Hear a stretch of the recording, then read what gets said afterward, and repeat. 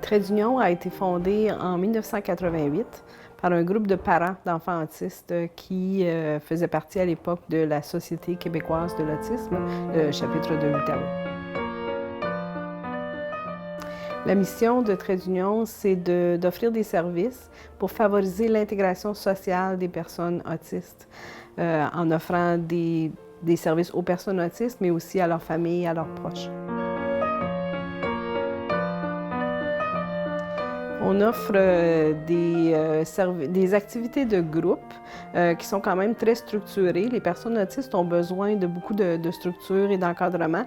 L'encadrement varie en fonction des besoins du jeune. Donc, dans certains groupes, on a un ratio de 1 pour 1. Il y a un éducateur par enfant. Dans d'autres groupes, ça peut aller de 1 à 1 éducateur pour 4 enfants. On a une programmation qui est structurée, des interventions qui sont individualisées. On utilise aussi beaucoup d'outils visuels parce que ça aide beaucoup les personnes autistes à suivre une routine, à savoir ce qui s'en vient, ce qui fait en sorte qu'on peut favoriser vraiment leurs apprentissages dans ces contextes-là.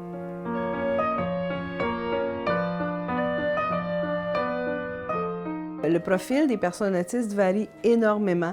On retrouve par exemple des personnes autistes qui sont non-verbales, qui ont très peu d'autonomie, qui sont plus repliées, alors que dans d'autres cas, ça peut être des personnes dont vous ne douteriez même pas du diagnostic, qui fréquentent le cégep, qui peuvent présenter certaines caractéristiques dans certaines situations, mais qui de façon générale fonctionnent quand même assez bien.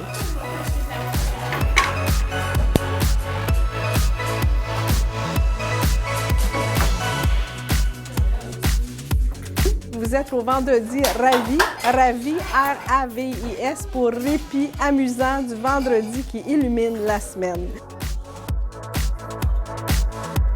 Donc, les parents d'enfants autistes qui sont membres de Trait d'Union peuvent réserver une place au vendredi Ravis de 5h à 9h le vendredi soir, et puis ça leur permet de faire des sorties de couple, de même de retourner à la maison et de se reposer tranquille pendant que leurs enfants s'amusent ici avec les éducateurs et des bénévoles.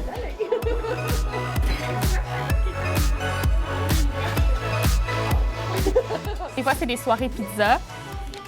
Comme ce soir, c'est une soirée crêpes. On fait des crêpes. Dans 2 semaines, ça va être la soirée cabane à sucre, où on va faire des activités en lien avec la cabane à sucre. Puis ce qui est le fun des vendredis ravis, c'est que c'est un service qui est offert aux familles, mais aussi on a les enfants de Trait d'Union, puis on a aussi tous leurs frères et sœurs qui sont présents avec nous pour faire les activités. À la maison citoyen. Oui, on fait aussi des activités à la maison du citoyen, mais c'est une autre activité avec Trait d'Union. C'est une clientèle qui est très, très, très hétérogène, puis il faut éviter le plus possible de rester dans des stéréotypes. Il y a une blague qui dit souvent que quand on connaît une personne autiste, on connaît une personne autiste. Alors, il ne faut pas penser que quand on en connaît une ou deux, qu'on connaît vraiment ce que c'est l'autisme, parce que chaque personne est tellement différente que ça crée vraiment des variations très, très, très importantes.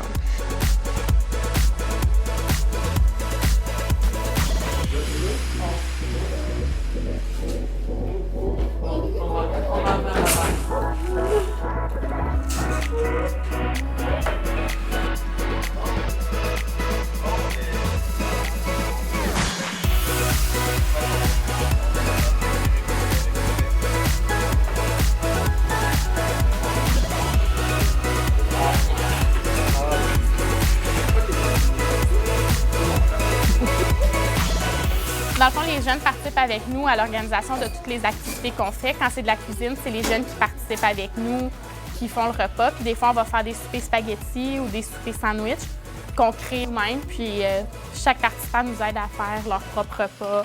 Puis on travaille en communauté avec tous nos jeunes pour faire une belle soirée, puis une soirée beaucoup plus relaxe pour profiter de son vendredi soir tout le monde ensemble.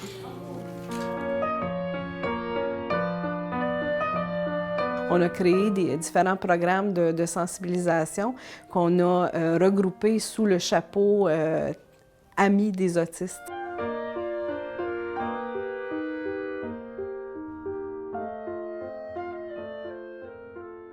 Il y a un volet scolaire, par exemple, où on va faire de la sensibilisation dans les écoles du primaire pour, dans un premier temps, les sensibiliser juste à la différence.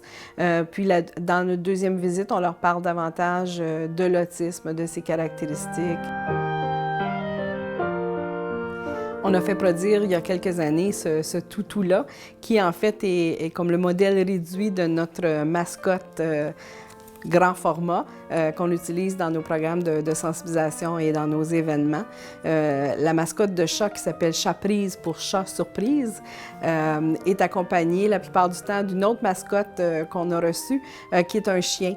Ce qu'on voulait en associant un chat et un chien, c'était de démontrer justement que même si on est très différents, on peut être amis quand même, on peut s'entendre. Donc, si un chat et un chien peuvent être amis, je pense que les personnes autistes et les non-autistes peuvent aussi être des amis et bien s'entendre.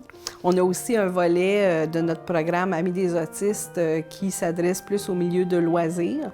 Donc, on offre une formation aux animateurs au milieu de loisirs pour leur faire connaître un peu l'autisme puis favoriser l'intégration dans des activités régulières. Beaucoup de personnes autistes sont capables de participer à des activités dans la communauté, surtout si ça tombe dans un de leurs intérêts. Ils ont des aptitudes aussi, tant au niveau du sport, de l'art plastique, du théâtre, tout ça. Donc, on souhaite qu'ils puissent bénéficier des services de loisirs de la communauté comme n'importe qui d'autre. Et puis, dans le cadre de ce volet-là, on offre aussi une formation ou des informations aux parents pour leur permettre de mieux présenter leur enfant au milieu de loisirs, parler de leurs caractéristiques, tout ça, et faire en sorte que ce soit une réussite pour cette intégration-là dans les milieux de loisirs. Donc, soutenir à la fois le milieu de loisirs et le parent dans l'intégration de l'enfant au niveau des activités de loisirs.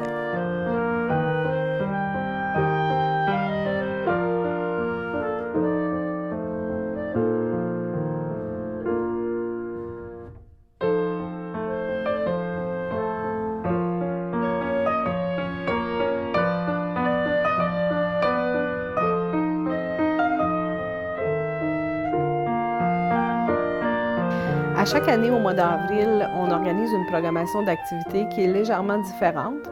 Ce qui revient à chaque année, par contre, c'est la Marche pour l'autisme, qui est une activité de financement principal de Trait d'Union au profit de nos camps d'été.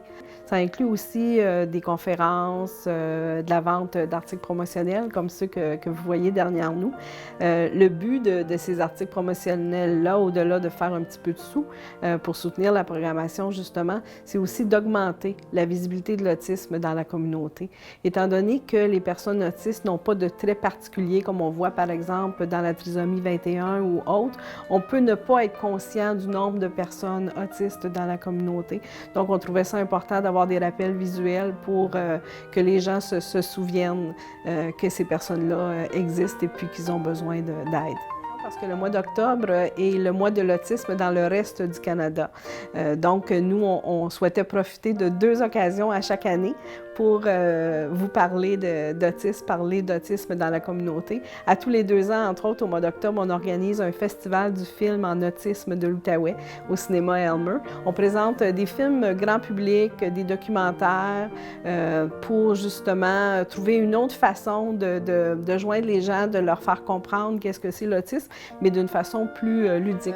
Nous avons des activités portes ouvertes à travers l'année, parfois sous forme de kiosques ou de conférences pour permettre encore là aux gens de se familiariser avec nos services, d'en apprendre davantage sur l'autisme, en plus de faire d'autres activités grand public comme la marche et la programmation du mois de l'autisme, entre autres. On a aussi un centre de documentation, un centre de prêt qui est ouvert au public également.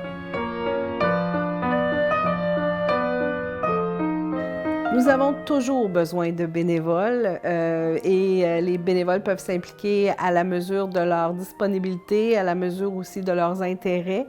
Ça peut être autant s'impliquer dans les activités de financement que siéger à différents comités, siéger au conseil d'administration, nous soutenir dans des envois, de la mise en page, de documents, de journaux, toutes sortes de choses. On est ouvert à toutes les propositions.